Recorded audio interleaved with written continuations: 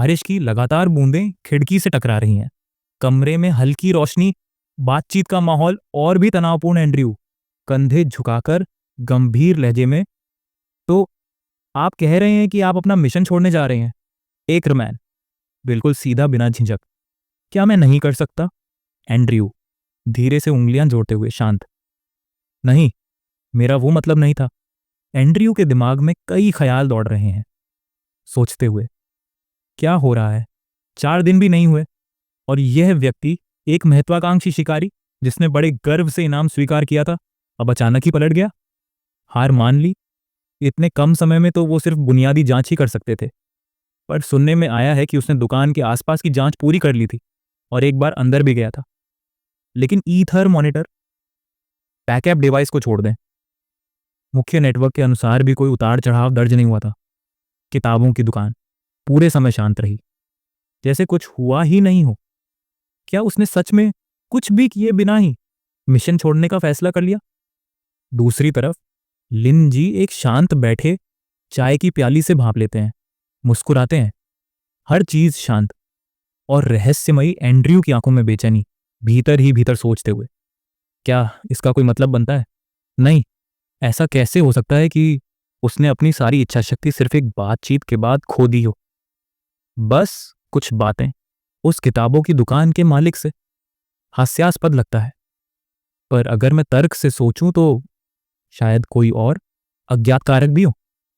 Andrew अचानक होश में आता है, आंखें एकरमैन पर गड़ाता है। एंड्रयू धीरे लेकिन तीखे स्वर में, अगर मुझे ठीक से याद है, कुछ दिन पहले ही आप खुद को विनाशकारी पद पर प्रमोट करने के लिए बेहद उत्सुक थे। एकरमैन घमंडी मुस्कान, आंखों में चमक। एकरमैन धीरे लेकिन तीखे लहजे में, ये सही है। अपने दोनों हाथ छाती पर क्रॉस करता है। मैं उस रैंक के लिए प्रमाण पत्र पाने के लिए बेहद उत्सुक था। एंड्रयू को गुस्सा आता है, चेहरा गंभीर, पर गुस्सा छुपाते हुए। तो अब आप इसे क्यों छोड़ रहे हैं? थोड़ा झुककर, दबाव डालते हुए।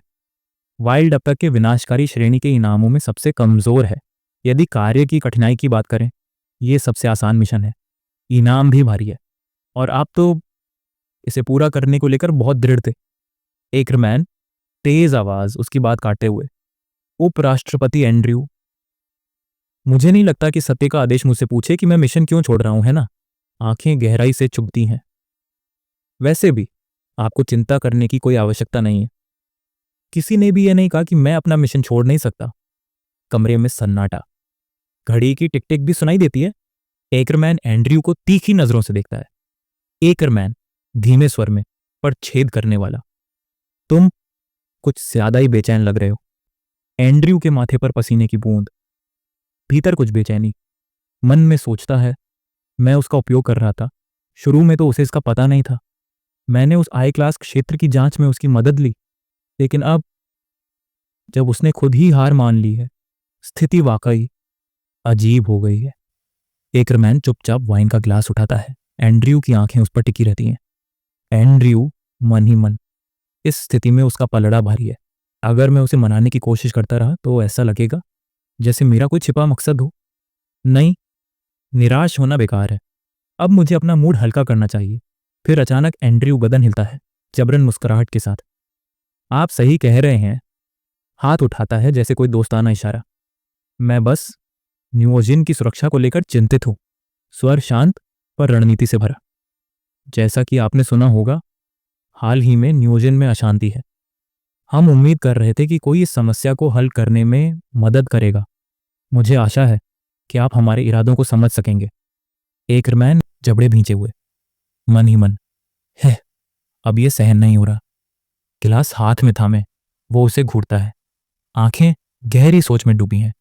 धीमे स्वर में, मैंने ये अनुमान सिर्फ इसलिए लगाया क्योंकि किताबों की दुकान का मालिक वाकई बेहद शक्तिशाली है।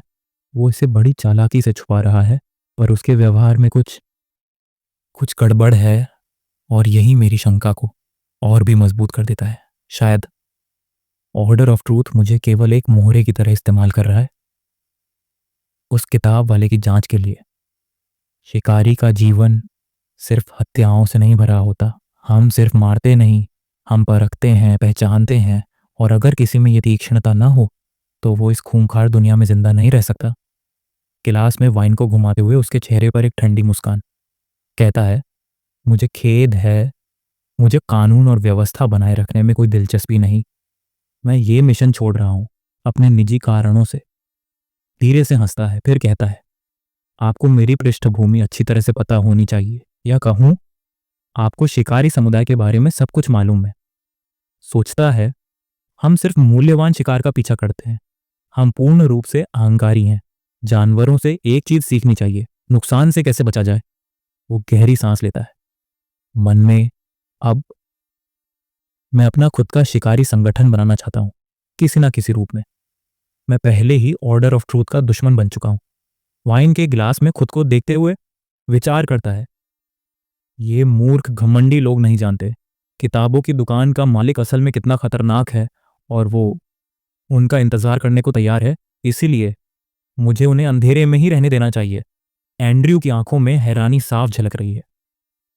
एंड्रयू शॉक्ड है और एकरमैन अब उसके चेहरे को गौर से देख रहा है, सोचते हुए, हानि से बचना। वो आखिर किस ओर इशारा कर रहे हैं। गिलास के पार एंड्रयू को देखते हुए सोचता है, अगर मैं अचानक उससे पूछूं तो मुझे पूरा यकीन है वो कहेगा ये वाइल्ड नहीं है, बल्कि जो कुछ और है। और चूंकि ये किताबों की दुकान का मालिक नहीं है, तो फिर सिर्फ एक ही उत्तर बचता है, ऑर्डर ऑफ ट्रूथ। एंड्रयू के जहन में अब कुछ अजीब सा खटक रहा था। सोचते हुए धीमी आवाज में, क्या उसे कुछ आभास हुआ होगा? लेकिन इसका कोई मतलब नहीं बनता। बस एक किताबों की दुकान की यात्रा, और वह आदमी पूरी तरह से बदल गया। पॉज, हल्का झटका एंड्रयू, आंखें सिकोड़ते हुए, रुको, किताबों की दुकान? क्या एकरमैन ने वहां किताबों की दुकान के उस मालिक से कुछ सीखा? उस पल उसे एक डरावनी संभावना का एहसास हुआ। एंड्रयू गंभीर स्वर में सोचता है, तो ये सच हो सकता है कि सिर्फ कुछ शब्दों के जरिए इंसान को उकसाया जा सकता है। उसे अपने पक्ष में करने की जरूरत नहीं है, बस छू लेना है दिमाग के उस बिंदु को जहां वह खुद को खो देता है। एंड्रयू धीरे से, थोड़े पछतावे के साथ, अब तो मेरे पास और भी सवाल हैं, लेकिन अब कुछ भी पूछना सही नहीं होगा। फिर शांत लेकिन ठोस स्वर में कहता है, चूंकि आपने अपना मन बना लिया है, मैं आपको और समझाने की कोशिश नहीं करूंगा। थोड़ा रुककर फिर धीमे से चेतावनी भरे लहजे में, इसके अलावा जो खबर आपने इनाम स्वीकार करने की दी थी, वो सार्वजनिक की गई थी ताकि उसे साक्ष्य के रूप में उपयोग किया जा सके। इसका मतलब है अब ये खबर भी सार्वजनिक हो जाएगी कि आप मिशन छोड़ रहे हैं। एक साइलेंस, दोनों की नजरें टकराती हैं। एंड्रयू गंभीर लेकिन नपे तुले लहजे में, आपको इसमें कोई आपत्ति तो नहीं है ना? एकरमैन के चेहरे की मांसपेशियां खिंच जाती हैं, गुस्से में जोर से खड़े होते हुए। मुझे इससे कोई परेशानी नहीं है, बिल्कुल नहीं। दिमाग में बुदबुदाते हुए तेज सांस, सोचते हुए, जैसे ही उन्होंने देखा कि उनकी स्थिति कमजोर हो रही है, उन्होंने मुझे धमकाना शुरू कर दिया। कोई आश्चर्य नहीं कि वो सत्य आदेश के उपाध्यक्ष हैं। एक ठंडी नजर फेंकता है एंड्रयू की ओर और फिर बिना कुछ कहे मुड़कर चलता है। चलते हुए मन में, मैंने सुना है जब ये युवा थे तो बेहद विचलित किस्म के व्यक्ति थे। एक प्लेबॉय जो महिलाओं के साथ छेड़खानी करता था। थोड़ी हंसी उसके चेहरे पर आती है एकरमैन हंसी रोकते हुए सोचता है, सबसे प्रसिद्ध किस्सा तो वो था जब उसे आयरिस परिवार की 11वीं अर्शी से लगाव हो गया था, लेकिन अंत में वो भी नहीं मिल सकी। फर्श पर कदमों की गूंज, एकरमैन धीरे से, गहरी सोच में, मैंने सोचा था वह एक बेकार अफसर है, पर असल में वो एक बड़ा आदमी निकला। हल्की डरावनी हंसी, हाँ, लेकिन बड़े लोग भी कभी कभी भारी गलती कर बैठते हैं। और ठंडी आवाज में सोचते हुए, आप मेरी प्रतिष्ठा को मिटाना चाहते हैं? ठीक है, हम शिकारी जानते हैं, बुरी प्रतिष्ठा उस शून्य से बेहतर है जहां कोई आपको जानता ही ना हो। धीमे से कोट उठाता है, धीरे धीरे कंधे पर डालता है। एकरमैन आंखों में दृढ़ता के साथ, जब मैं एक डरा हुआ शिकारी था तब मैं कुछ नहीं था। अब जब मैं सब शिकारी इकट्ठा करने की कोशिश कर रहा हूं तो यही तो चाहिए था, खुद को दुनिया के सामने लाने का मौका। एकरमैन आवाज ऊंची करते हुए, मैं अब विदा लेता हूं, मैं स्वयं बाहर चला जाऊंगा। दरवाजा जोर से बंद होता है। कमरे में अब बस एंड्रयू बचा था।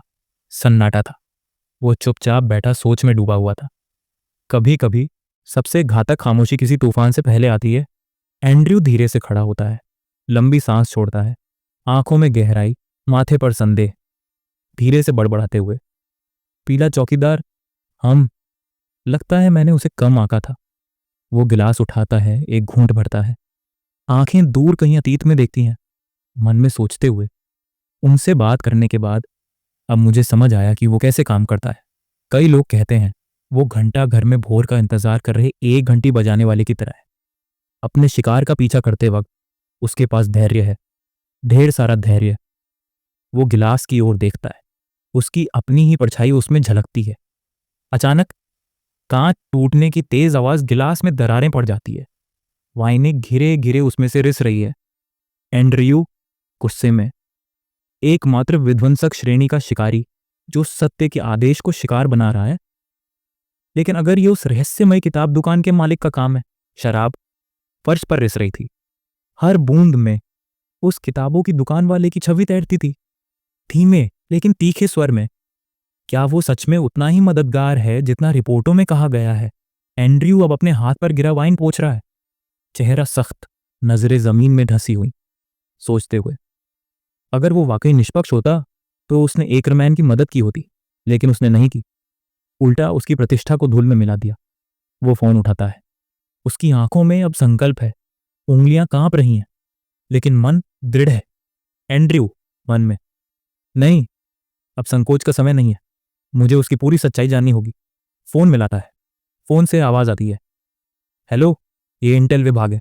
एंड्रयू चौंकता है, धीरे से आंखें सिकोड़ता है, धीरे से सोचते हुए, ये जोसेफ की आवाज नहीं है, हाँ, ये क्लाउड है, उनका प्रिय शिष्य। फोन पर क्लाउड, ओह, उपराष्ट्रपति एंड्रयू, मैं आपकी कैसे मदद कर सकता हूं? एंड्रयू बालकनी में जाता है, बाहर बारिश हो रही है। वो उसे निहारते हुए गहरी आवाज में कहता है, जोसेफ कहाँ है? क्लाउड कहता है, शिक्षक फिलहाल छुट्टी पर है, बस बताइए आपको क्या चाहिए, मैं अभी इंटेल विभाग का प्रभारी हूँ। एंड्रयू कहता है, ओ 113 वर्ग 1 सेक्टर की सारी जानकारी चाहिए मुझे। क्लाउड थोड़ा सकपकाता है, खांसता है, आवाज धीमी होती है, ओह, बढ़िया टाइमिंग है, हमने अभी उस फोल्डर को अपडेट किया है, लेकिन खांसी, आप जानते हैं इंटेल जितना नया उतना महंगा।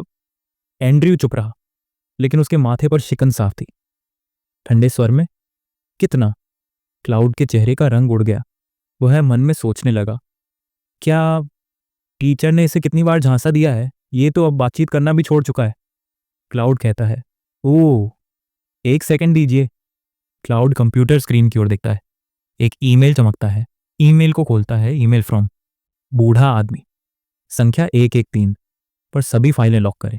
पिछली मूल्य सूची शून्य और अमान्य है, हम अब वह जानकारी नहीं बेच रहे हैं। क्लाउड धीरे से, सॉरी श्रीमान एंड्रयू, हम अब उस पर जानकारी नहीं बेच रहे हैं। ये सुनकर एंड्रयू धीरे धीरे बारिश में हैरान खड़ा रह गया। एंड्रयू की इनर वॉइस धीमे अविश्वासी स्वर में, क्या मैंने सही समझा? क्या वो हम मुझसे मजाक कर रहा है? टावर ऑफ सीक्रेट राइट्स और ऑनर्ड ऑफ ट्रुथ कई वर्षों से सहयोग कर रहे हैं, बावजूद इसके कि उनकी रैंकिंग हर साल बदलती रहती है। उन्होंने हमें हमेशा जानकारी उपलब्ध कराई है, यहां तक कि आई क्लास प्राणियों के लिए भी। और इस बार मैंने दिखावा करने की भी जहमत नहीं उठाई, मैंने सीधे उनसे कहा, अपनी कीमत बताओ। टावर ऑफ सीक्रेट राइट्स के पास इस सौदे को अस्वीकार करने का कोई कारण नहीं है। एंड्रयू गुस्से में बालकनी की रेलिंग को कसकर पकड़ता है। हालांकि सच तो यह है कि मुझे अस्वीकार कर दिया गया था। एंड्रयू मन में अब तीखी और खींच हुए। और इससे भी अधिक कष्टदायक बात यह है कि मात्र 3 सेकंड पहले वह छोटा सा कमीना क्लाउड अभी भी उसी तरीके से मोलभाव कर रहा था, जिस तरीके से वह बूढ़ा जोसेफ मोलभाव किया करता था। एंड्रयू मन में तीव्र स्वर में, कहने का तात्पर्य यह है कि फाइल 3 सेकंड पहले बेची जा सकती थी, लेकिन उसके बाद यह बिक्री के लिए उपलब्ध नहीं थी। क्या यह सचमुच संभव है? एंड्रयू का चेहरा सोच में डूबा हुआ। किसी ने अवश्य ही उन 3 सेकंडों में हस्तक्षेप किया होगा और उस युवक का मन बदल दिया होगा। एंड्रयू गुस्से में दांत भींचते हुए सोचता है, जाहिर है एकमात्र व्यक्ति जो ऐसे समय में क्लाउड को सीधे आदेश दे सकता है और बिना किसी हिचकिचाहट के उसे अनुपालन करवा सकता है, क्या वह कमीना आदमी है जिसने घर जाने के लिए छुट्टी ली और बेशर्मी से अपने शिष्य को अपने कर्तव्यों का भार संभालने के लिए कहा। Joseph Abraham. Scene shift. एक शांत कमरे में निदेशक बैठा है, बेटी के बेड के पास। लड़की बेहोश पड़ी है, सर पर पट्टी। निदेशक के हाथ में फैमिली फोटो, उदासी उसके चेहरे पर छाई हुई है। एंड्रयू रूखे स्वर में, मुझे जोसेफ से बात करने दो। क्लाउड चेहरा शांत लेकिन थोड़ा असहज। मुझे खेद है, लेकिन अध्यापक को कुछ जरूरी काम निपटाने हैं। मुझे डर है कि मैं आपको उससे नहीं जोड़ पाऊंगा। एक सेकंड पॉज, फिर हल्की मुस्कान के साथ। यदि आपके कोई प्रश्न हो तो आप मुझे बता सकते हैं, मैं उत्तर देने की पूरी कोशिश करूंगा। मेरा मतलब है, उचित स्पष्टीकरण दूंगा। एंड्रयू, आवाज ठंडी, गहराई से तनी हुई। ठीक है, तो क्लाउड, क्या आप समझा सकते हैं आप अचानक फाइल क्यों नहीं बेच रहे हैं? क्लाउड रैक में झुकता है, गला साफ करता है, कैमरा धीरे उसके हाथों पर जाता है जो फाइलें ठटोल रहे हैं। क्लाउड धीमे, माफी भरे स्वर में, यह मेरी लापरवाही के कारण है ना। 1113 क्लास आई फाइल को अति गोपनीय से बदलकर सील बंद में कर दिया गया है। अपने पहुंच अधिकारों और विशेष विशेषाधिकारों के बावजूद आप अब इस स्तर की फाइलों तक नहीं पहुंच पाएंगे। वह एक फाइल निकालता है, उसकी ओर देखता है, फिर गंभीर स्वर में, अगर मैं इसे आपको बेचता हूं तो मैं नियमों का उल्लंघन करूंगा और मुझे कड़ी सजा दी जाएगी। मैं केवल अस्थायी रूप से अपने शिक्षक का स्थान ले रहा हूं और खुफिया विभाग को चला रहा हूं, इसलिए मैं अभी भी यहां के संचालन से अपरिचित हूं। मैं अपनी गलती के लिए गहराई से क्षमा चाहता हूं। उसकी स्क्रीन पर टॉप सीक्रेट, कैंसिल और सील्ड पर क्लिक करता है। क्लाउड एक हल्की राहत की सांस लेते हुए, लेकिन यह अच्छी बात है कि मुझे गलती का पता बहुत देर होने से पहले ही चल गया। जहां तक अन्य मामलों का सवाल है, मैं उनके बारे में निश्चित नहीं हूं। एंड्रयू का चेहरा कठोर, आंखें जलती हुई। क्लाउड की आवाज अब बैकग्राउंड से आती है।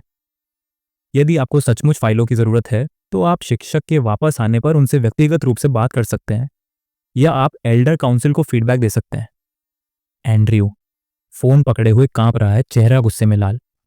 धीरे से बड़बड़ाता है, एक अपशब्द सेंसर किया जा सकता है। एंड्रयू सोचता है, भारी और टूटी हुई सांसों में, यह शर्मनाक है। यह स्पष्ट है कि वह बस दोष दूसरे पर मढ़ रहा है, लेकिन उसके शब्द पूरी तरह से दोष रहित हैं। मुझे इस बात पर गुस्सा आता है कि अगर वह सचमुच सच बोल रहा है तो उसके लिए अपने बॉस के निर्देशों के अनुसार काम करना ही उचित है। चाहे मैं कितना भी नाराज हो जाऊं, मैं उसका खंडन नहीं कर सकता। एंड्रयू खड़ा है, मन में गहरी आवाज, उफ उफ, पूरे समय इतना विनम्र बना रहा, लेकिन फिर भी मुझे गुस्सा क्यों आ रहा है? पिछली बार भी यही हुआ था, जैसे उसने फिर मुझे बेवकूफ बना दिया हो। एक झटका खाता है, आंखें सिकुड़ती हैं, धीरे से दांत पीसते हुए। सबसे बड़ा सवाल यही है, गोपनीयता का स्तर अचानक बढ़ाया क्यों गया? एक पल रुककर गहरी सांस लेता है। एंड्रयू, आवाज धीमी पर तीखी, मुझे शांत रहना होगा, अपने सुंदर व्यवहार को बनाए रखना होगा। फिर गुस्से से दबी आवाज में, लेकिन ये हुआ क्या है? एंड्रयू फिर जोर से, अभी तो सिर्फ आधा महीना ही बीता है और गोपनीयता बढ़ा दी गई। फाइल तो वही है ना? अब उसका गुस्सा बाहर फूटता है, तेज कड़वी आवाज में, मामला तो अब भी वही है, वही किताबों की दुकान, वही रहस्यमयी दुकानदार। तो फिर ऑर्डर ऑफ ट्रूथ को जानकारी क्यों नहीं दी जा रही? सटाक, या फिर तुम लोग भी उसके जादू में फंस चुके हो? क्लाउड का चेहरा शांत, आंखों पर रिफ्लेक्शन चमक रहा है। ठंडी आवाज में बोलता है, साफ, बिना भाव के, मैं माफी चाहता हूं। एंड्रयू फोन को कान से दूर करता है, चेहरा मुंह चढ़ाए हुए। वो माथे पर हाथ मारता है, झल्लाता है, धीमे गुस्से में बड़बड़ाता है, अब क्या बकवास सुनने को मिलेगा?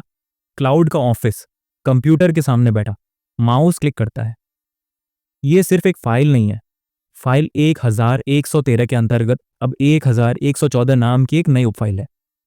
स्क्रीन पर 2 फोल्डर उभरते हैं। कैमरा झूम करता है, कहता है 1113 क्षेत्रीय फाइल, 1114 कार्मिक फाइल। दोनों अब पूरी तरह सीलबंद है।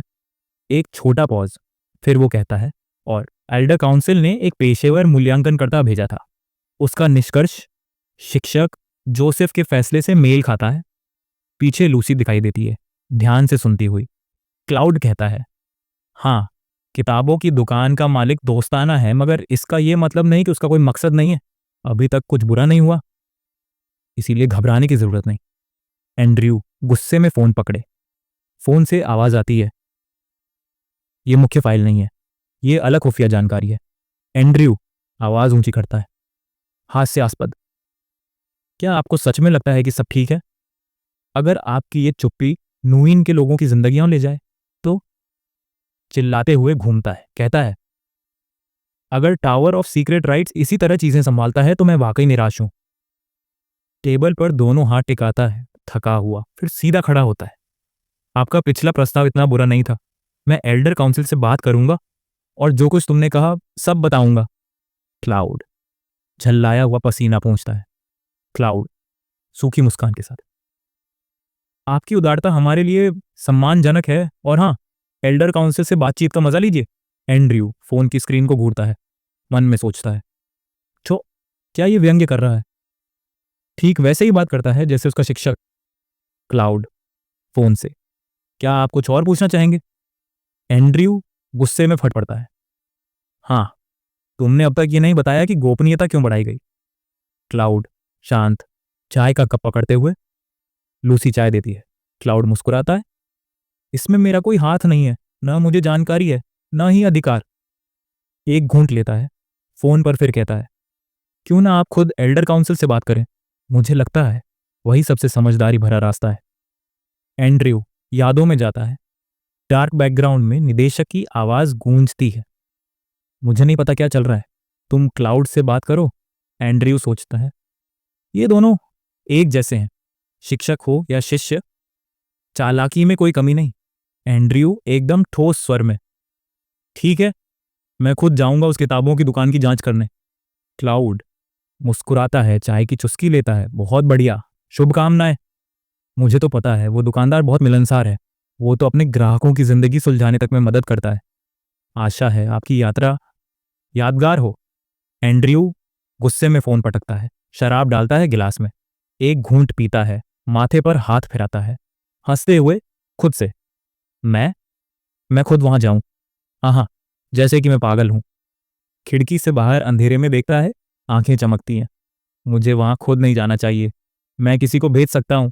एंड्रयू धीरे से, दी है तू जिज्ञासु विद्वान, वो मेरी जगह बेहतर जांच कर सकते हैं। सीन बदलता है, नियोजन, यांत्रिक, पुनर्जन, सत्य का कारखाना क्षेत्र। एक बड़े लैब के बाहर कुछ वैज्ञानिक खड़े हैं, सभी सफेद कोट पहने, आंखों में थकावट और चुपचाप बुदबुदाते होंठ।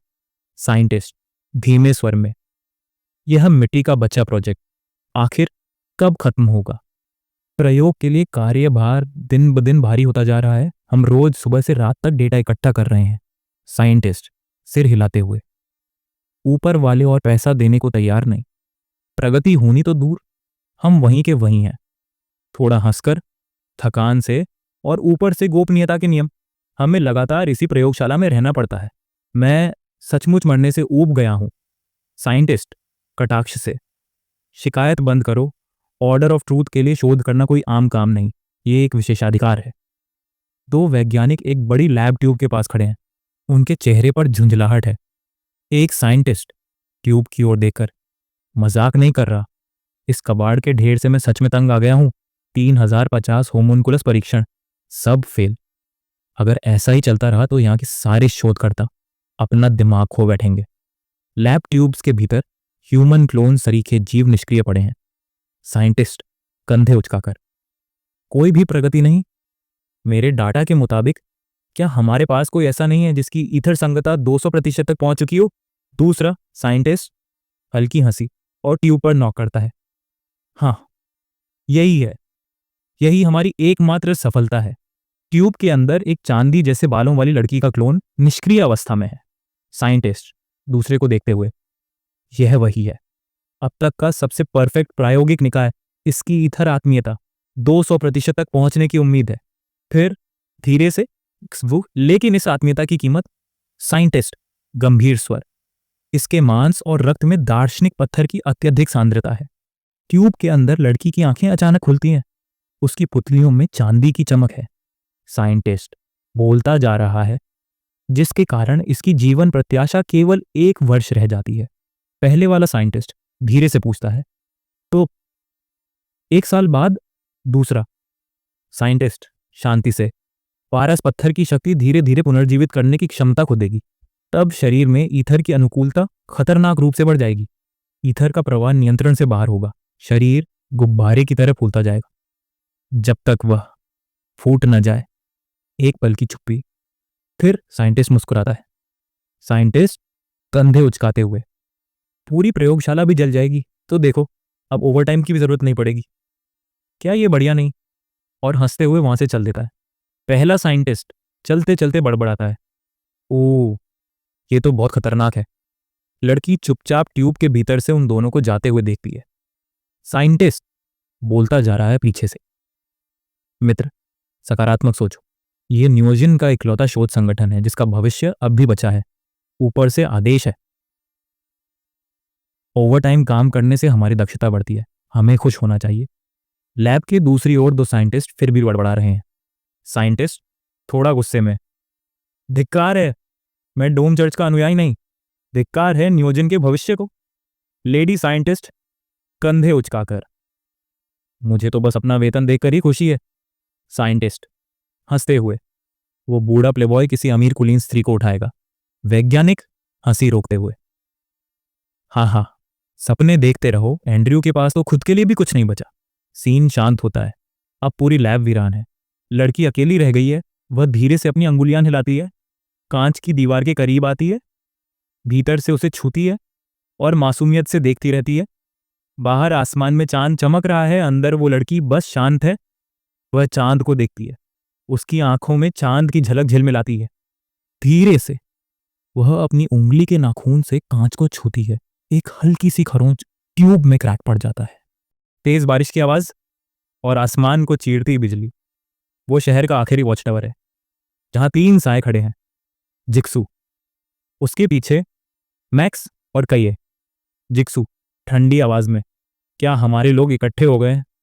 मैक्स तुरंत जवाब देता है, हाँ मिस, हमने सबको 52वीं स्ट्रीट पर इकट्ठा कर लिया है, व्हाइट वुल्फ्स की आखिरी चौकी को मिटाने के लिए।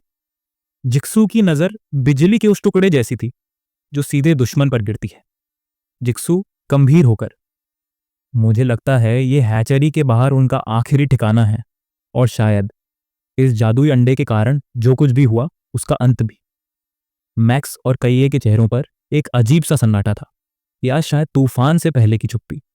जिक्सू गहरी सांस लेते हुए, मेरा बदला भी खत्म हो जाएगा, पर याद रखना, एक नया शिकारी समूह चाहे कितना भी ताकतवर क्यों ना हो, जब तक उसे बाकी संगठनों की मान्यता नहीं मिलती, वो कुछ नहीं। आज की रात सिर्फ लड़ाई की नहीं है, बल्कि पहचान, सत्ता और अस्तित्व की भी है।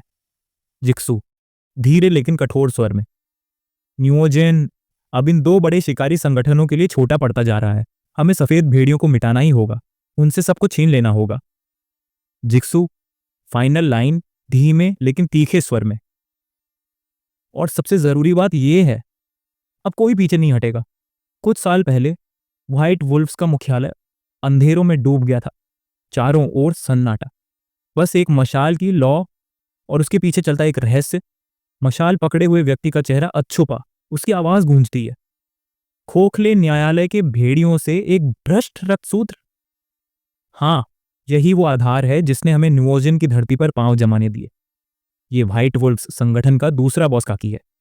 जिक्सू पीछे पीछे चलते हुए धीमे स्वर में बोलती है, मुझे हाल ही में तीसरे बॉस के पद पर पदोन्नत किया गया। मैं अभी भी एक नवागंतुक हूं। क्या मुझे इतनी जल्दी संगठन के टॉप सीक्रेट्स तक पहुंच देना सही है? काकी पीछे मुड़कर चलते चलते जवाब देता है, हल्की मुस्कान के साथ, ये ठीक है, आप अंततः यह सब जानेंगी ही। ये आदेश स्वयं हेलिक्स की ओर से है। वो आपके बारे में बहुत बेहतर सोचते हैं, और हो सकता है जल्द ही आप मेरी जगह दूसरा बॉस बन जाएं। काकी हंसते हुए, हेलिक्स देखने में भले ही डरावने लगे, लेकिन यकीन मानिए वो इतने बुरे नहीं है। मैंने कई साल उनके साथ काम किया है। जिक्सू हल्का उफवाव करती है, शंका और घबराहट के बीच एक गहरी सांस काकी, आगे बढ़ते हुए, मुझे पूरा यकीन है आप दोनों अच्छे से मेलजोल कर लेंगे। काकी धीरे बोलते हुए, तो हेलिक्स, क्या आप अभी भी उस भ्रष्ट रक्त के लिए नया फार्मूला बना रहे हैं? मैंने तुम्हारे कहने पर मिस जी को बुलवाया, पर जल्दबाजी की जरूरत नहीं। ऐसा सूत्र बनाना जो उपयोगकर्ता को जीवित और स्वस्थ रखे इतना आसान नहीं है। हेलिक्स धीरे से बिस्तर से उठते हुए, काकी, तुम्हारा शुक्रिया। वो जिक्सू की ओर तीखी नजर से देखता है। क्या वो वही है, जीबोनॉन की बेटी, जो हाल ही में चर्चाओं में आई है? उसकी आंखें किसी शिकारी की तरह जिक्सू को घूरने लगती हैं, जैसे शिकार पर निकला भेड़िया। जिक्सू मन में सोचती है, फुसफुसाते अंदाज में, ये नजरें डरावनी हैं, ऐसे देख रहा है जैसे मैं उसका अगला शिकार हूं। और ऐसा हो भी क्यों ना। हेलिक्स न्यूओजिन के सबसे बड़े शिकारी संगठन का प्रमुख है। हर कदम सोच समझ कर रखता है। हेलिक्स धीरे से हाथ घुटने पर रखते हुए, तुम अब भी जवान हो, लेकिन तुम्हारे अंदर एक सच्चे शिकारी की संभावनाएं हैं। अब से तुम इस विशाल संगठन का हिस्सा हो, और शायद भविष्य की कमांडर भी। हेलिक्स खड़ा होकर गंभीर स्वर में, मैं तुम्हें अपना मूल फार्मूला दूंगा। स्वप्न जंतुओं का रक्त जहरीला होता है, बिना सही फार्मूले के वो जहर है, मौत है। हाथ से एक दिशा में इशारा करता है, लेकिन ये फॉर्मूला अमूल्य है, सिर्फ एक सही शिकारी ही इसे संभाल सकता है। वो एक बॉक्स की ओर बढ़ता है, जिसमें छुपी है वो ताकत जो किसी को भी बेमिसाल बना सकती है, लेकिन उसकी कीमत हो सकती है मौत। हेलिक्स सावधान करते हुए, इस फॉर्मूले का असर तीव्र है। बहुत संभव है कि प्रयोग करने वाला मर जाए, लेकिन अगर बच गया तो वो किसी भी फार्मासिस्ट की दवा से 1000 गुना ताकतवर होगा। जिक्सू की आंखें बॉक्स पर टिक जाती हैं, जैसे उसमें ही उसका भविष्य छिपा हो। हेलिक्स आखिरी वाक्य जो जैसे भविष्य लिख दे। व्हाइट वुल्फ के विकास के लिए इस अस्थिर शक्ति का सही इस्तेमाल जरूरी है। अब फैसला तुम्हारा है। वर्तमान समय में जिक्सू रेलिंग पकड़े बताती है, धीरे से लेकिन दृढ़ता के साथ। हर शिकारी संगठन की नींव उसके पास मौजूद भ्रष्ट रक्त के नुस्खे पर टिकी है। थोड़ा रुककर, अगर हम खोखले न्यायालय के भेड़ियों का फार्मूला हासिल कर लें तो कोई भी सवाल नहीं उठाएगा। अगर मैं कहूं कि मैं ही सफेद भेड़ियों की असली वारिस हूं। वो हाथ बाहर निकालती है, बारिश की बूंदें उसकी हथेली पर फिसलती हैं। वो आंखें बंद करती है, सोच में डूबी। मुझे सिर्फ वो फार्मूला नहीं चाहिए, मुझे उनकी खुफिया जानकारी भी चाहिए, ताकि रयान की आत्मा खुद को ज्यादा स्पष्ट रूप से प्रकट कर सके। टावर के ऊपर अचानक कुछ भारी, घना, अंधकारमय एक विशाल दानव आकृति प्रकट होती है। उसकी आंखें लाल हैं, वो पूरा क्षेत्र स्कैन कर रहा है। जिक्सू की आंखें खुलती हैं, वो दानव अब उसी से जुड़ा है। जिक्सू धीरे से मुस्कुराती है, मुझे यह मिला। जिक्सू आदेश देती है, व्हाइट वुल्फ्स की आखिरी चौकी की जांच करो और मूल फार्मूला ढूंढ निकालो। मैक्स अपने हथियार को कसते हुए, आज्ञा स्वीकार। रेलिंग पर जिक्सू का पैर, पास खड़ी है कय, उसकी सबसे निडर सहयोगी। जिक्सू काय की ओर देखकर, हमले का आदेश दो, सभी व्हाइट वुल्फ शिकारी मार दिए जाएं, एक भी जीवित न बचे। जिक्सू और कये दोनों टावर से कूदते हैं। जिक्सू तेज हवा में चिल्लाती है, तुम और मैं साथ चलेंगे। हेलिक्स को ढूंढो और उसे खत्म करो। कय कूदते हुए हथियार पकड़ती है, समझ गई मिस। ग्राउंड जहां बिजली सी रफ्तार से तीनों आगे बढ़ते हैं। टावर के पास खड़े लोग उन्हें देखते हैं। एक आदमी बंदूक उठाते हुए, तो अब हमारी बारी है। भाड़े का सैनिक कुल्हाड़ी कंधे पर रखते हुए, चलो। खेल शुरू हुआ। जमीन पर कुछ चमकता है। न्यूजिन 52वीं स्ट्रीट का सीवेज कैचमेंट क्षेत्र।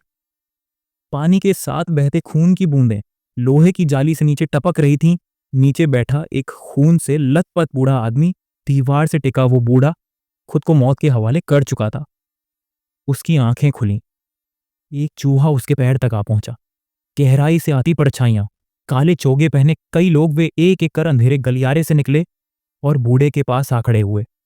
नेता ने उसके पैर पर जोर से पैर रखा और क्रैक, और अगले ही पल एक ने खंजर निकला और उसकी गर्दन काट ली। उसका हाथ जमीन पर गिरा और हत्यारे अपने पागल नेता के पीछे आगे बढ़ गए।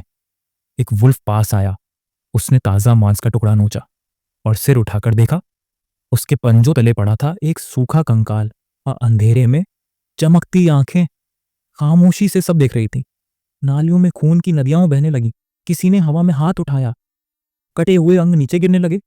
शिकारी और वस्त्रधारी खून की झील की ओर उतरते गए। हवा में तैरती लाल बूंदें, और उन सबके चेहरों पर मुस्कान थी।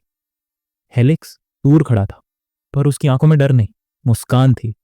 हेलिक्स धीरे से बुदबुदाया, सब कुछ ठीक वैसे ही हो रहा है जैसा हमने चाहा था, एक सिहरन के साथ। वो अब आने ही वाला है, उसके पीछे खड़ी एक योद्धा लड़की ट्रिशिया कहती है, लॉर्ड हेलिक्स, आपके आदेश के अनुसार सभी को अत्यधिक मात्रा में दूषित रख दिया गया है। मेरा अनुमान है ज्यादातर जल्द ही अपना मानसिक संतुलन खो बैठेंगे और खूनी राक्षस बन जाएंगे। हेलिक्स धीरे से हंसते हुए, बहुत बढ़िया ट्रिशिया। उसके पीछे खड़े थे उसके बाकी साथी। हेलिक्स का चेहरा पागलपन से भर चुका था। हेलिक्स कहता है, उन्हें बार बार दूषित रक्त के इंजेक्शन दिए गए हैं और स्कारलेट पंथ के काले जादू से उन्हें जागृत रहने पर मजबूर किया गया है। अब वहां कोई इंसान नहीं बचेगा, सिर्फ बर्बरता। हंसते हुए, और सच बताओ, क्या उसे कोई फर्क पड़ता है कि हम इंसान हैं या नहीं? उसकी आंखें बड़ी हो गईं। एक विशाल कैप्सूल जिसमें चमकता हुआ आईने जैसा जादुई अंडा, उसके चारों ओर टिश्यू जैसी लाल नसें चिपकी थीं। हर एक धड़कन के साथ वो अंडा चमक रहा था। हेलिक्स पागलपन से चिल्लाता है, जब तक यह जन्म ले सकता है, मैं जो भी कुर्बानी देनी पड़े दे दूंगा। ट्रिशिया एक और लाशें लाती हैं। जब हेलिक्स ने उसे नया ईंधन तैयार करने को कहा, उसने उन्हें नीचे फेंक दिया। लाश खाई से नीचे गिर गई। हाथ से टपकता खून, चेहरे की त्वचा जैसे किसी तेजाब से झुलस गई हो, और फिर बूम! हरी आग की लपटों में सब कुछ घिर गया। वो सिर्फ आग नहीं थी, वो एक वेदी थी, एक ऐसा मंच जहां बलिदान दिया जाता है और बदले में जन्म लेता है विनाश। हेलिक्स की मुट्ठियां बंद हैं, चेहरा अंधेरे में चमक रहा है, धीमे लेकिन ठंडे लहजे में। हाँ, यह वेदी एक विशाल अग्नि की तरह है। ईंधन डालो और देखो ये कैसे जलती है। हरी आग अब धीरे धीरे कैप्सूल को घेरने लगती है। क्रिस्टल चमकने लगते हैं। कैप्सूल जिसमें बंद है एक जादुई दर्पण, एक ऐसा अंडा जिसे उगाने के लिए चाहिए शुद्ध ईथर की आग। हीलिक्स अपनी छाती पर हाथ रखता है। उसकी आंखें चमकने लगती हैं, उत्तेजित होकर। मैं इसे महसूस कर सकता हूं। यह कंपन, यह धड़कन, यह ईथर का उतार चढ़ाव पूरे अंतरिक्ष को हिला रहा है। राक्षसी टेंटिकल्स अब एक गेंद की शक्ल में बदल रहे हैं और अंडे पर लगे क्रिस्टल, हाँ, वो मुस्कुरा रहे हैं। हेलिक्स के चेहरे पर एक जुनूनी मुस्कान है, गहराई से। मेरे परमेश्वर, मेरा उद्धार, मैं वादा करता हूं, मैं तुम्हारे वंश की रक्षा करूंगा और उन डरे हुए सीवर के चूहों को अब गिनती के दिन बचे हैं उनके लिए। यह आग सिर्फ जला नहीं रही, यह किसी और दुनिया को जन्म दे रही है। हेलिक्स चारों ओर देखता है और मुस्कुराता है। सांप की आंखों वाला वो रहस्यमय आदमी शायद सही था। डार्क मैजिक असल में बेहतरीन ईंधन है। जले हुए शरीर, फर्श पर खून की लकीरें, इन अधजले शरीरों की बदौलत ऊष्मा दुगुनी तेज हो गई है। यह अनुष्ठान अब सांस लेने लगा है, जैसे कोई पिशाच ताजा खून पी रहा हो। जब मर्फी मरा, अंधेरे के ये स्वामी उम्मीद खो बैठे। काले जादूगरों का घमंड उनकी सबसे बड़ी कमजोरी बन गया। मैंने उन्हें 2 शब्द कहे और वे बन गए मेरी डाल। और जब गुप्त रीतियों के टॉवर ने उन्हें पकड़ लिया, वो बिखर गए जैसे बिना सिर की मक्खियां। हेलिक्स का चेहरा, रहस्यमयी मुस्कान, वे ईथर से संवाद करते हैं और उनका शरीर वही बर्तन बन जाता है। ये जादूगर ही इस राक्षसी अनुष्ठान की असली कुंजी है। लेकिन सवाल ये है, वो सांप जैसी आंखों वाला आदमी मेरी मदद क्यों कर रहा है? क्या वो भी इन सफेद भेड़ियों की तरह है, एक फर्जी उद्धारकर्ता या सच्चा नायक? हेलिक्स सोच में डूबा है। पीछे से एक काली परछाई आती है, उसके कंधे पर थपथपाती है। एक ठंडी आवाज आती है, सब जला दो, जितना चाहो जला दो। यह भोजन है, जीवन शक्ति से भी ज्यादा शक्तिशाली। अब रास्ता बस एक है, जलाना सब कुछ, हर आत्मा, हर डर, ताकि अनुष्ठान पूर्ण हो सके। हेलिक्स घबराया हुआ था, चेहरा तनाव से भरा, दो आंखों में चिंता। वाइल्ड, शांत लेकिन डरावनी आवाज में, ये लो न्यूमोजन का नक्शा और सब कुछ जला दो। रक्त और जीवन ही सबसे अच्छा ईंधन है। तुम उनके लिए दुस्वप्न बनोगे, पीड़ा लेकर आओगे, क्योंकि यही तुम्हारी नियति है। वाइल्ड धुएं में बदलता है और गायब हो जाता है एक अनुष्ठान की वेदी। आग जल रही है। उस रहस्यमय शख्स ने हेलिक्स को प्रेरित किया, पहला बलिदान पूरा करने के लिए।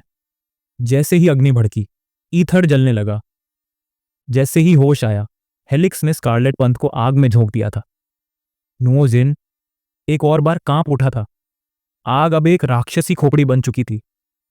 हेलिक्स चुपचाप खड़ा देख रहा था, जैसे उसके भीतर कुछ और जल रहा हो। हेलिक्स की आंखें संकीर्ण होती हैं। स्कारलेट पंथ के कुछ ही लोग बचे थे और वो भी ईंधन में बदल चुके थे। लेकिन ये अभी भी पर्याप्त नहीं था। ट्रिशिया लौटती है, चेहरे पर थकावट, धीमी आवाज में। डार्क जादूगरों के शरीर खत्म हो गए हैं, क्या अब भी हमें शिकार करना चाहिए? हेलिक्स सोचते हुए अपने दांत पीसता है। हाँ, स्कारलेट पंथ अब बिखर चुका है, लेकिन बलिदान अब भी हमारे पास है। हेलिक्स ट्रिशिया के कंधे पर हाथ रखता है, कान के पास झुकता है, नरम लेकिन दृढ़ स्वर में। अब शिकार बंद कर दो, बहुत जल्द तुम्हें डर के साए में नहीं जीना पड़ेगा, मैं वादा करता हूं। ट्रिशिया शर्म से मुस्कुराती है, आंखें झुक जाती हैं। एक भारी पैर जमीन पर गिरता है, गड़गड़ाहट होती है। अचानक कोई आया, उसके चेहरे पर खून, हाथ में एक मानव शव। स्पाइडर ने हमें ढूंढ लिया है। वो हुल्क की तरह है, मसल्स से भरा हुआ।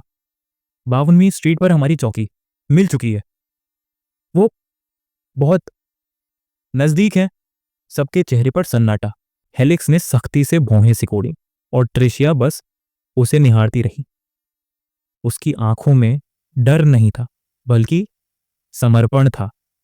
हेलिक्स दांत पीसते हुए कहता है, क्रोधित स्वर में, हमारा दुश्मन गुप्त टॉवर से भी निकृष्ट है, लकड़बग्घों से भी ज्यादा घिनौना। हेलिक्स ने उसे बड़े मानवीय दानव को बताया, जब से वो हमारी चौकी तक पहुंच गया है, अब कोई भी जगह सुरक्षित नहीं बची। ट्रिशिया एक छोटा मेटेलिक बॉक्स लाती है, कला डिब्बा।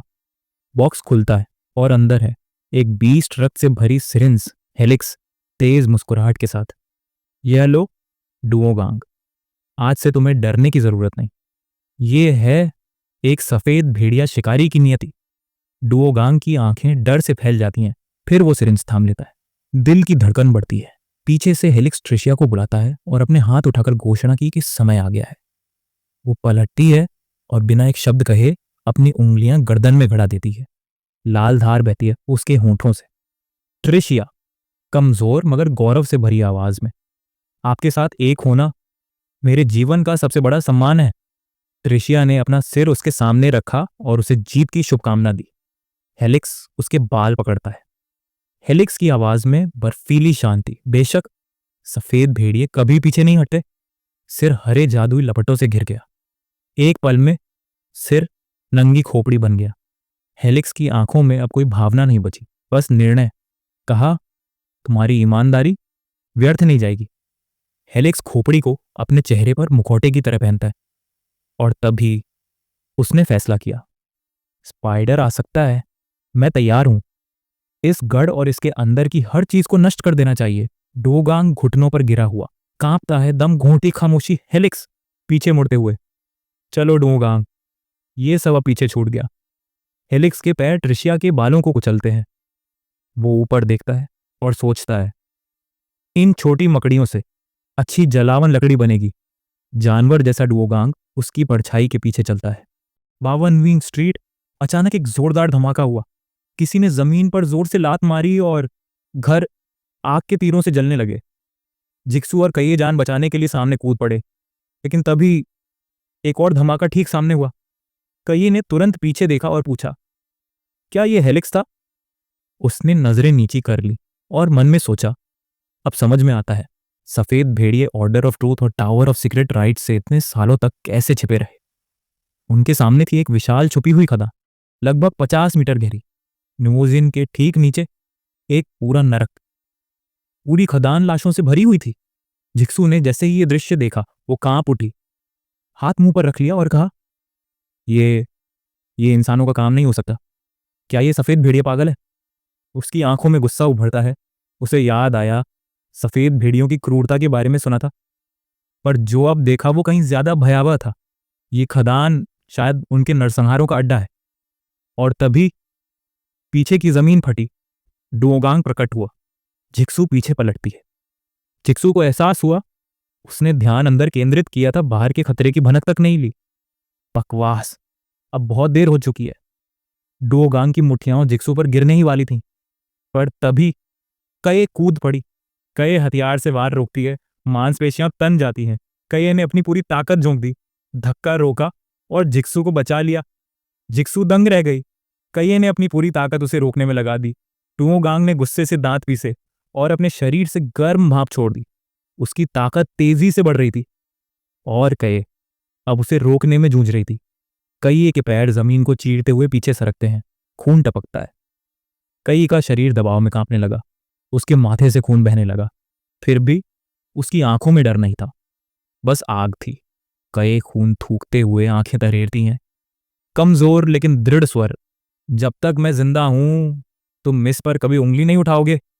तभी जिक्सू हवा में उड़ी, उसका हाथ बिजली की रफ्तार से घूमा और फिर जहां दुश्मन का सिर होना चाहिए था, अब वहां सिर्फ खालीपन था। कई का शरीर थरथराया और फिर वो बेहोश होकर नीचे गिरने लगी। जिक्सू ने उसे थाम लिया, गुस्से और दर्द के बीच वो कांप रही थी। जिक्सू, चीखते हुए, आंखों में आंसू। अबे साले, मेरे लिए मार क्यों खाई? तुम उसका टारगेट नहीं थे, तुम बहुत बुरी तरह घायल हो चुके हो। कई मुस्कराई और धीमे से बोली, तुम्हारी रक्षा करना मेरा कर्तव्य है। जिक्सू की आंखें भर आती हैं, माथा शिकन में डूबा। लेकिन जिक्सू को चैन नहीं था, वो खुद को दोष दे रही थी। जिक्सू, भीगे स्वर में, यह मेरी गलती है, मुझे ज्यादा सतर्क रहना चाहिए था। अब मैं अपने किसी साथी को और चोट नहीं पहुंचने दूंगी। उसने गहरी सांस ली और कहा सधी आवाज में, तुम चिंता मत करो, मैं तुम्हें वापस भिजवाऊंगी, बाकी सब मुझ पर छोड़ दो। जिक्सू ने पीछे मुड़कर देखा, फैसला किया, अब वक्त बर्बाद नहीं कर सकती। तुम लोग कई को फौरन बेस पर ले जाओ, इलाज की जरूरत है। अचानक उसकी आंखें चौड़ी होती हैं। उसे महसूस हुआ लोहे की इच्छा एक चेतावनी भेज रही थी। डूंगांग का मरा हुआ शरीर हिलने लगता है, फिर से जिंदा हो रहा था। जिक्सू चिल्लाती है, सावधान, ये एक क्रॉसबो घेराबंदी है, भागो। दर्जनों तीर हवा चीरते हुए उनकी ओर बढ़ते हैं। आसमान में चमकदार तीर, चेहरों पर रोशनी और मौत का साया। जिक्सू बिजली जैसी दौड़ती है, साथियों को पकड़ती है और इमारत की छत पर कूदती है। जिक्सू कहे को साथियों को सौंपती है, सख्ती से, उसे ले जाओ और अब रुको मत। जिक्सू अपना लबादा उतार फेंकती है, चेहरा पूरी तरह खुला। एक तीर जमीन में घुसा और चमक उठा। जिक्सू ने देखा, यह सफेद जादूगरों का निशान था। बिजली आसमान से गिरती है, सीधा छत पर जिक्सू की आंखों में चमकी। और फिर विस्फोट, चीखें, उड़ते शरीर, पत्थर से खून बहना शुरू, शरीर के कटे अंग, खून में डूबा जादुई घेरा, मानो नरक प्रकट हो गया हो। जिक्सू एक पत्थर के पीछे छिपती है, चेहरा सख्त। वो झुकी, भौहें सिकोड़ी और अपने सबसे कट्टर दुश्मन हेलिक्स को पुकारा। ऊपर टॉवर पर सफेद भेड़िए खड़े थे और उनके बीच हेलिक्स। हेलिक्स मुस्कुराता है, शातिर अंदाज में, अरे मिस जी, बहुत वक्त हो गया, लगता है आप अब काफी मजबूत हो गई हैं। वो जमीन पर कूदता है, धूल और पत्थर उड़ते हैं। जिक्सू की आंखें सिकुड़ती हैं। हेलिक्स ने उसे देखा और कहा, धीमा भारी स्वर, तुम वाकई भाग्यशाली हो कि दूषित रक्त पर पूरा नियंत्रण पा चुकी हो। जिक्सू के हाथ वुल्फ की स्लॉज में बदलते हैं, उसकी आंखों में क्रोध चमकता है। अब जिक्सू इंसान नहीं, एक शिकारी थी। हेलिक्स ने जिक्सू को देखा, उसकी आंखों में एक अजीब चमक थी। हेलिक्स, आहिस्ता ठंडी मुस्कान के साथ, तो क्या तुम्हें ये शक्ति उस किताबों की दुकान के मालिक ने दी है? हेलिक्स ने अपने पंजे फैलाए। एक पल के लिए वो शांत हो गया और फिर बोला, मुस्कुराते हुए, हालात अलग होते तो शायद मैं भी उस व्यक्ति से मिलने को उत्सुक होता, लेकिन अब उससे कोई फर्क नहीं पड़ता। उसके पीछे अंधेरे में खड़े थे राक्षस, जिनकी आंखें जलती हुई राख जैसी चमक रही थीं। हेलिक्स अपने क्लॉ को देखते हुए हल्का झुकता है, धीमे, कटाक्ष भरे स्वर में, मुझे नहीं लगता अब वो आदमी तुम्हारी कोई मदद कर सकता है ना? जिक्सू की निगाहें राक्षसों पर टिकी हैं, चेहरा सख्त। जिक्सू को कुछ गड़बड़ महसूस हुई। उसने चिल्लाकर पूछा, तुमने अपने आदमियों के साथ क्या किया है? हेलिक्स मुस्कुराया, मानो सब कुछ पहले से तय था, गर्व से, यह तो बस एक छोटी सी तरकीब है। मैंने दूषित रक्त की गाढ़ी खुराक दी है, जिससे उनकी आत्माएं क्रोधित हो उठी। उसने बताया, ये उन्हें न सिर्फ पहले से कहीं ज्यादा ताकतवर बनाता है, बल्कि पशु में बदलते समय भी थोड़ी देर तक होश में रखता है। लेकिन इसकी एक भयानक कीमत है। हेलिक्स, धीरे धीरे, जैसे ही आत्मा थक जाएगी, उनका शरीर भयानक, हिंसक मौत मरेगा। शारीरिक दर्द, मतिभ्रम, यही बनाता है उन्हें सबसे निर्दयी हत्यारे। हैरिस सामने आता है, मुस्कुराता है, उसकी आंखों में छेड़ है, कटाक्ष में, और यही तो विडंबना है मिस जी, हमने अपनी जानें दांव पर लगाई इन शक्तियों के लिए जो तुम्हें बस यूं ही मिल गईं। जिक्सू की आंखें नीची होती हैं, हवा में बाल उड़ते हैं हैरिस, धीरे तीखे शब्दों में। ये दुनिया बहुत अन्यायपूर्ण है ना? जिक्सू कुछ पल चुप रही, न गुस्सा न जवाब, सिर्फ एक गहरा निर्णय अंदर ही अंदर उबलता हुआ। जिक्सू ने अपनी मुट्ठियां कस ली और ठंडी आवाज में कहा, संयमित गुस्से में, हाँ, ये दुनिया अनुचित है, लेकिन क्या तुम ही नहीं हो जिसने इन शिकारियों की जिंदगियां बर्बाद की है? जिक्सू दृढ़ स्वर में, जब मैं तुम्हें इस सारी बुराई के मूल को मिटा दूंगी, तब ये ताकत मैं सब शिकारियों को दे दूंगी, उन सभी को जिनकी तुमने आजादी छीन ली। उसने चारों तरफ देखा और कहा, क्या भयानक दृश्य है हेलिक्स। जिक्सू की भौहें आत्मविश्वास से सिकुड़ती हैं, चिढ़ाते हुए कहा, क्या तुमने अपने सभी बचे हुए सैनिक यहां इकट्ठा कर लिए हैं? वाह, कितना सम्मान मिला हमें। यहां तक कि टावर ऑफ सीक्रेट राइट्स को भी इतनी तवज्जो नहीं मिली थी। हेलिक्स राक्षसों से घिरा हुआ खड़ा है। हेलिक्स हंसा, एक पागलपन भरी हंसी, ठंडी मुस्कान के साथ। हो, तुम जरूर ज्यादा क्रूर हो गए हो, लेकिन इससे तुम्हारा भाग्य नहीं बदलेगा। हेलिक्स घोषणा के अंदाज में, अब बचने का कोई रास्ता नहीं बचा। जो भी इस युद्ध में जीतेगा वही शिकारियों के भविष्य का प्रतिनिधि होगा। जिक्सू की भौहें तनी, उसका धैर्य टूटता है गंभीर स्वर में। बकवास बंद करो, अब बात नहीं, फैसला होगा। उसकी पीठ से धीरे धीरे पूंछ उगती है, हवा में लहराती है। उसके शरीर ने करवट ली, एक भेड़िया में बदल गई। अब ये अंतिम लड़ाई है, तैयार हो जाओ मौत के लिए। हेलिक्स दोनों हाथ ऊपर उठाता है, वो भी पीछे नहीं हटा। उसने अपना असली रूप दिखाया, एक क्रूर भेड़िया, दांतों से टपकता लार, आंखों में पागलपन। हेलिक्स गहराई से गुर्राते हुए, तुम्हारा खून बहुत स्वादिष्ट होना चाहिए, मैं तुम्हारा गला काटने का इंतजार नहीं कर सकता। दोनों आमने सामने खड़े, दोनों गुर्राते हैं, मैदान कांपता है। जिक्सू आगे बढ़ती है, आंखें जलती हैं। जानवर बन चुके दो योद्धा अब आमने सामने खड़े हैं, आंख के बदले आंख, खून के बदले खून। हेलिक्स ने अपना पंजा घुमाया, उसकी आंखों से ज्वाला निकल रही थी, लेकिन जिक्सू शांत थी। मुझे यकीन है मैं संयम बनाए रख सकती हूं और ये लड़ाई जीत भी सकती हूं, लेकिन शायद मैंने अपने दुश्मन की पागलपन की हद को कम आंक लिया। हेलिक्स दूर देखता है, बिना वक्त गंवाए जिक्सू ने हमला किया। उसके दांत हेलिक्स की गर्दन में गहरे उतर गए। इस समय तक स्पाइडर और व्हाइट वुल्फ के बीच जंग शुरू हो जानी चाहिए थी, लेकिन जो नए शिकारी हैं उन्हें अभी भी वो ताकत नहीं मिली जो भ्रष्ट रक्त से बने व्हाइट वुल्फ्स के पास है। हेलिक्स गुर्राता है, उसके दांत और लंबे हो जाते हैं। जिक्सू सोच रही है, अगर मैं हेलिक्स से सीधे भिड़ी तो मेरे साथी मारे जाएंगे और उनकी मौत की जिम्मेदारी मेरी होगी। वो हवा में उड़ी, अंधेरे में रोशनी बनकर। अब उसके पास एक ही उम्मीद थी, मन में गहराई से, भगवान करे जितनी जिंदगी बच सके बच जाए, जो नए साथी लड़ नहीं सकते, कृपया मेरी आवाज़ सुनो। भागो, जल्दी करो और भागो।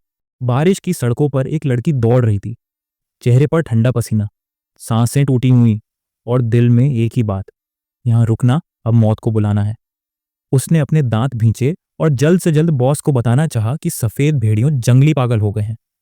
लड़की की आंखें बंद होती हैं, चेहरा कांप रहा है। पावर ओस्टेलो, वो जानती थी अगर कप्तान न होते तो आज वो भी बस एक लाश होती, बाकियों की तरह। सब कुछ योजना के मुताबिक चल रहा था, पर फिर आसमान फटा।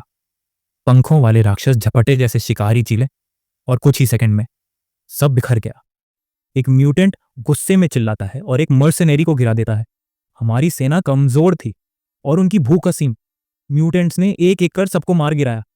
लड़की पर म्यूटेंट मंडरा रहा है, उसका चेहरा डर से ढका हुआ। एक गोली चली और मौत रुक गई। वो थे कैप्टन इस्कर वर्जिल। उनकी बंदूक ने राक्षस को जमीन पर गिरा दिया। खाली कारतूस जमीन पर गिरे जैसे कोई युद्ध घोषणा। पावा रोस्टिलो, अब भागो, हम सबका बलिदान व्यर्थ नहीं जाना चाहिए, कम से कम हम में से एक को जिंदा रहना होगा। रोस्टिलो की आंखें चौड़ी, वो विरोध करती है।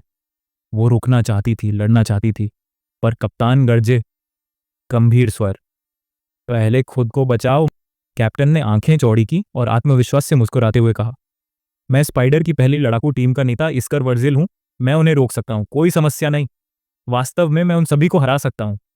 पावा रोस्टेलो दौड़ रही थी, जान बचाकर, जैसे हर कदम मौत से दूर ले जा रहा हो। उसका दिल कह रहा था, भाग जाने का ये आखिरी मौका है, पीछे मत देखो। दौड़ते-दौड़ते उसने कैप्टन से मन ही मन माफ़ी माँगी। मैं वादा करती हूँ, तुम्हारी अजीब आँखों का फिर कभी मज़ाक नहीं उड़ाऊँगी। अचानक कैप्टन इस्करवर्जिल लड़की के सामने से हवा में उड़ता हुआ गुजरा। बंदूक अब भी हाथ में थी, लेकिन शरीर कई मीटर दूर जाकर एक दीवार से टकराया। रोस्टिलो की आंखें चौड़ी, हाथ से मुंह ढक लिया। पीछे से आती परछाई, आवाज में खौफ और घमंड, कमजोर, बेहद कमजोर। लड़की डर कर वहीं जाम गई। परछाई ने पूछा, क्या यही वो मकड़ी है जिससे हमारा बॉस हेलिक्स डरता है? एक नकाबपोश आदमी छाया से निकला। उसकी आंखें आग जैसी चमक रही थीं और उसके होंठों पर एक डरावनी मुस्कान थी। डर के बावजूद रोस्टिलो पीछे मुड़ी। उसने अपनी टांग से बंधा छोटा खंजर निकाला और उस पर फेंके। बुंकी बामा, कुम्मा कांपती आवाज में, कि कैप्टन से दूर रहो। लेकिन मास्क वाला हंसा। उसने खंजर को हवा में ही मोड़ दिया, जैसे ये खेल हो, और फिर उसका पैर हवा में घूमा। वो हमला सीधा रोस्टिलो के चेहरे पर पड़ा। वो उछलती हुई मलबे पर गिरी, मुंह से खून बह निकला। अपने बालों को ठीक करते हुए मास्क वाले व्यक्ति ने उसे बहुत कमजोर कहा और बताया कि वो तो कुछ इंटरेस्टिंग लड़ाई की उम्मीद कर रहा था। लगता है अब मुझे सचमुच उस मिस जी के पास खेलने जाना चाहिए। वह जी बाहर निकालता है, आंखों में पागलपन है, बेशर्मी से कहा, तुम्हें खुश होना चाहिए सेक्सी लेडी। तुम भाग्यशाली हो, तुम्हें प्रतिभाशाली पैनिक रैंक के मास्टर बाबर के हाथों मारने का मौका मिला। बाबर एक मनोरोगी शिकारी जो खुद को प्रतिभा कहता है और जिसे अपनी क्रूरता पर गर्व है। वो आगे बढ़ते हुए बड़बड़ाया, मुझे यकीन नहीं होता, ऐसे कचरे से भी लड़ना पड़ता है। हेलिक्स को सोचना चाहिए, मुझे अपना उत्तराधिकारी बना दे। रोस्टिलो अब डरी नहीं थी। उसने अपने हाथों में स्टील का धागा कसकर पकड़ लिया। उसके चेहरे पर दर्द और हिम्मत की एक साथ छाया थी। मास्कमैन की आंखों के सामने एक धागा तैरता है। मास्क वाले ने आंखें तरेरी और तभी उसे समझ आया, चारों तरफ, हर दीवार, हर कोना स्टील के तारों से लिपटा हुआ है। मास्कमैन चकित होकर, दिलचस्प, बहुत दिलचस्प। रोस्टिलो आंखें बंद करते हुए शांत स्वर में, अब से इस 20 मीटर के घेरे में हर चीज मेरे नियंत्रण में है। अगर तुम सच में जिंदा रहना चाहते हो तो हमें जाने दो। एक पल की खामोशी, फिर एक कटाक्ष भरी हंसी। मास्क्ड मैन हंसते हुए, कंधे पर भाला टिकाते हुए, तुम सोचती हो तुम मुझे चोट पहुंचा सकती हो? तुम्हारे तार इतने कमजोर हैं कि उन्हें नष्ट करने के लिए तो मुझे उंगली भी नहीं उठानी पड़ेगी। मास्क मैन अब भी शांत खड़ा था। उसके मैकेनिकल पंजे ने पास की इमारत की छत को जकड़ लिया और फिर वह मुस्कुराया। एक महिला ऊंचाई से कूदती है, मैकेनिकल पंजे पर आग की रोशनी, और नीचे उतरी क्लारा। क्रूरता और मशीन का खतरनाक मेल। उसके कृत्रिम अंगों से आग की लपटें भड़कीं और उस गर्मी से स्टील के तार पिघलते हुए टूट गए। रोस्टेलो का सदमा और क्लारा की हंसी। क्लारा अपने पैरों पर उतरती है। बाबर के सामने तारों की सारी मेहनत एक पल में राख हो गई। रोस्टेलो अवाक थी, उसकी आंखें फटी रह गईं। क्लारा हंसते हुए तिरस्कार में, वाह, बहुत ही शानदार शिल्पकला, पर सच में क्या तुमने सोचा था ये किसी को चोट पहुंचा सकेगी? कितनी हास्यास्पद सोच है। क्लारा पीछे मुड़ती है, बाबर की ओर देखती है। क्लारा मुस्कुराकर खौफनाक अंदाज में, बाबर, मुझे ये लड़की पसंद आई, क्या मैं इसे वापस अपने साथ खेलने के लिए ले जा सकती हूँ? बाबर ने मना करते हुए कहा, वह मेरी है। रोस्टिलो ने गुस्से में अपने दांत भींच ली। उसने रोस्टिलो के बाल पकड़ लिए, उसे हवा में उठाया जैसे वो कोई इंसान नहीं, एक खिलौना हो। बाबर बेशर्मी से, सुनो, अगर तुम मेरा खिलौना बनने को तैयार हो तो शायद मैं तुम्हें और तुम्हारे प्यारे सुनहरी आंखों वाले कप्तान को छोड़ दूं। उसकी जीभ बाहर निकलती है। वह घिनौनी हंसी हंसता है, मुझे खुश करो और शायद मैं तुम्हारा पक्ष ले लूं। क्या तुम मुझे जिताना नहीं चाहती? रोस्टिलो की भौहें सिकोड़ती हैं, आंखों में आग, गुस्से में, मैं कभी ऐसा नहीं करूंगी। क्लारा की हंसी पूरी जगह गूंजती है। बाबर ने भाला घुमाया, एक चीख गूंजी और खून बह निकला। रोस्टिलो का एक हाथ आंख पर, आंख से बहता खून। बाबर ठंडे स्वर में हाथ देखते हुए, पहले सोचा था जब बोर हो जाऊंगा तो जल्दी मार दूंगा, मगर अब तो खेल शुरू हो रहा है। बाबर उसका चेहरा पकड़ता है, ब्लेड उसकी जीभ पर। लेकिन तभी हवा में कुछ तीर सा गुजरा और बाबर के गाल पर एक ताज़ा घाव उभर आया। मलबे के नीचे से उठा एक हाथ। बंदूक की नली से धुआं निकलता है कैप्टन, थकी हंसी के साथ। क्या मैं दुश्मन को चोट पहुंचा पाया? रोस्टिलो का चेहरा चौंकता है। वो जमीन से कूदती है और पुकारती है, कैप्टन। बबार हंसते हुए, तो मौत के लिए तैयार हो जाओ। क्लारा खुश होते हुए, वाह, अब मैं पूरी तरह जाग गई हूं। अब मैं अपनी सारी ताकत का इस्तेमाल करूंगी और इस कप्तान को 7 दिन और 7 रात तक तड़पाऊंगी। रोस्टिलो की आंखें डर से फटी रह गईं। बाबर एक एक कदम आगे बढ़ा रहा था और उसका दिल कह रहा था, रोस्टिलो, अंदर की आवाज में, अगर ऐसा ही चलता रहा, मैं और कैप्टन दोनों यहीं मर जाएंगे। मुझे क्या करना चाहिए? तभी उसे याद आया, बॉस ने ऑपरेशन से पहले कहा था, यह सब उस मास्टर की महान योजना का हिस्सा है। तुम्हारी उपस्थिति गणना में नहीं है। लेकिन अगर अगर सर्वज्ञ भगवान सिर्फ 1 मिनट के लिए उसकी ओर देख लें। आसमान में बिजली तड़तड़ाती है। डरी हुई लड़की, टूट चुकी लड़की, अब अपने कैप्टन को बचाने के लिए किसी भी शक्ति से भीख मांग रही थी। बाबर ने कैप्टन को गले से पकड़ा, उसे हवा में उठा लिया और तभी एक परछाई पूरी जमीन पर फैल गई और हवा में गूंजती हुई एक आवाज आई, गहरी, थकी हुई आवाज। आह, आखिरकार मुझे वह मिल ही गया। दीवार से टेक लगाए एक छायामयी व्यक्ति, चेहरा अधूरा दिखता है। बाबर ने चारों ओर देखा और देखा, पीछे दीवार के पास खड़ा एक व्यक्ति जिसकी परछाई आग से बड़ी थी। अननोन मैन, साहसी उबासी के साथ। तुम ही हो जो इतनी रात को शोर मचा रहे हो? उसकी आवाज में गुस्सा नहीं था, बस एक थकी हुई झुंझलाहट थी, जैसे कोई नींद से उठकर परेशान हो गया हो। अननोन मैन हंसते हुए, चुटकी लेते हुए, ऑर्डर ऑफ ट्रूथ के लोग वाकई अकुशल हैं। अब भी मुझे ही इनकी प्रक्रिया पूरी करनी पड़ी। मैंने सोचा था आज रात चैन की नींद लूंगा, लेकिन तुमने सब बिगाड़ दिया। सिर्फ एक लंबी सांस और फिर चेतावनी, धीरे लेकिन दृढ़ता से, अब बहुत हो गया। रात गहरी है, पर तुम लोग यहाँ चीख पुकार मार काट कर रहे हो। कहाँ है तुम्हारे शिष्टाचार?